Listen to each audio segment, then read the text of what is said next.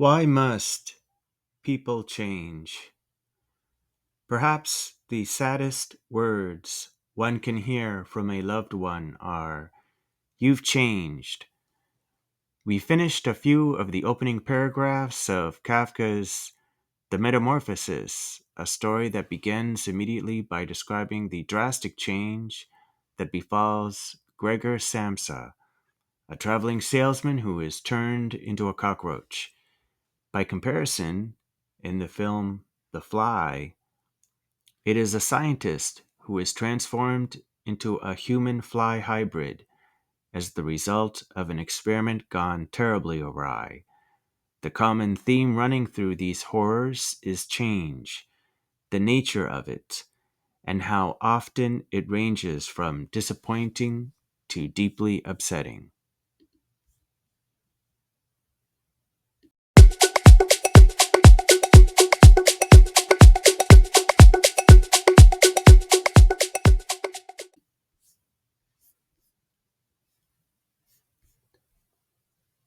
And now, onward with part two of The Metamorphosis by Franz Kafka.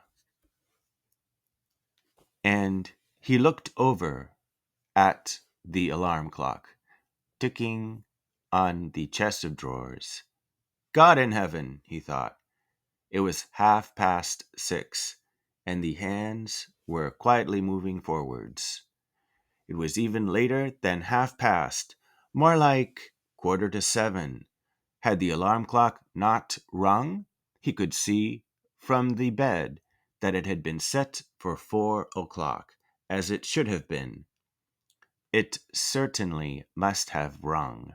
Yes, but was it possible to quietly sleep through that furniture rattling noise? True, he had not slept peacefully, but probably all the more deeply because of that. What should he do now? The next train went at 7.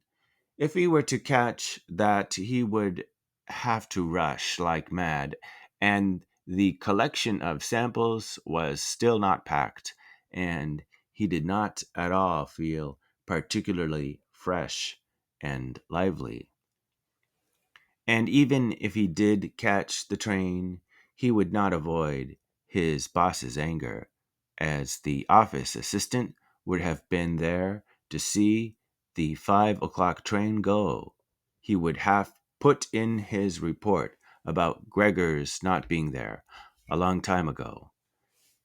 The office assistant was the boss's man, spineless and with no understanding. What about if he reported sick? But that would be extremely strained and suspicious, as in 5 years of service, Gregor had never once been ill. His boss would certainly come round with the doctor from the medical insurance company, accuse his parents of having a lazy son, and accept the doctor's recommendation not to make any claim, as the doctor believed that no one was ever ill, but that many were work shy. And what's more, would he have been entirely wrong in this case?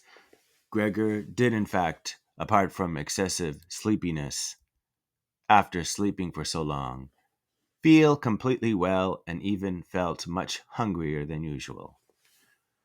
He was still hurriedly thinking all this through, unable to decide to get out of the bed when the clock struck 7:15. There was a cautious knock at the door near his head. "Gregor," someone called. It was his mother. "It's 7:15. Didn't you want to go somewhere?" That gentle voice. Gregor was shocked when he heard his own voice answering.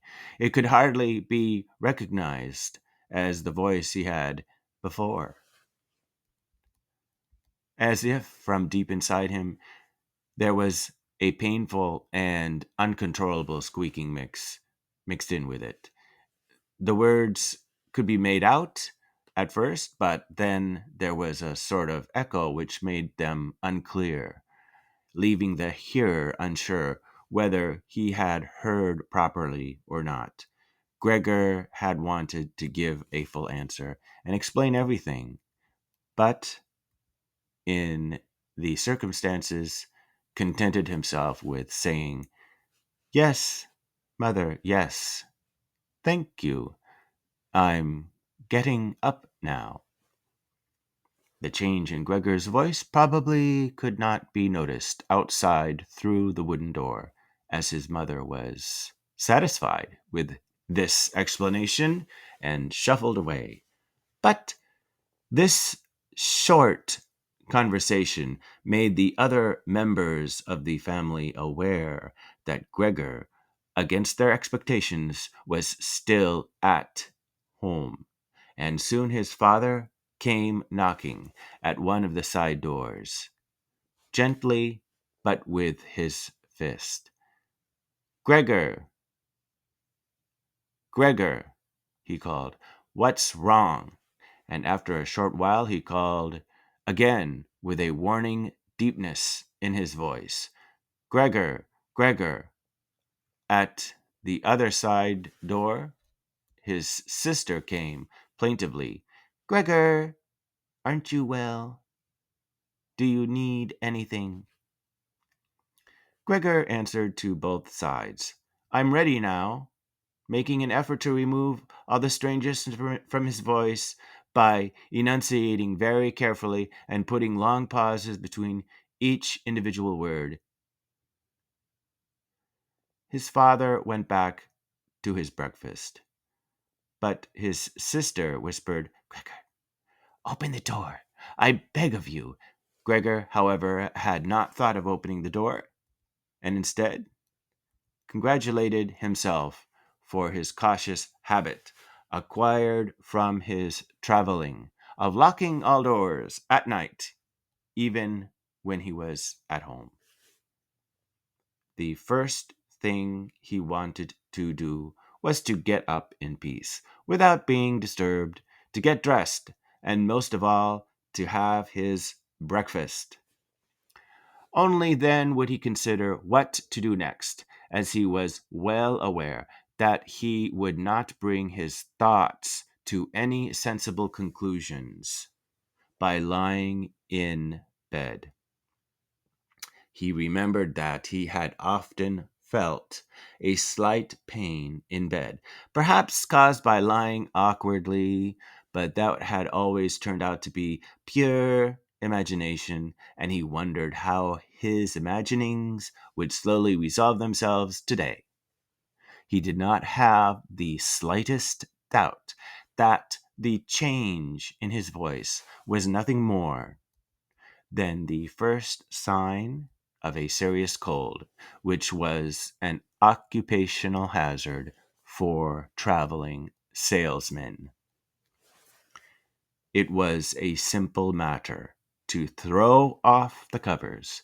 He only had to blow himself up a little, and they fell off by themselves.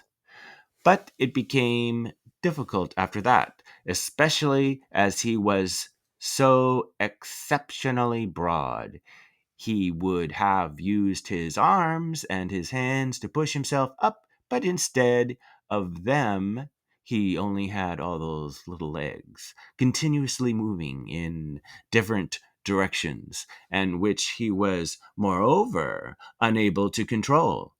If he wanted to bend one of them, then that was the first one that would stretch itself out. And if he finally managed to do what he wanted with that leg, all the others seemed to be set free and would move about painfully. "This is something that can't be done in bed," Gregor said to himself. "So don't keep trying to do it."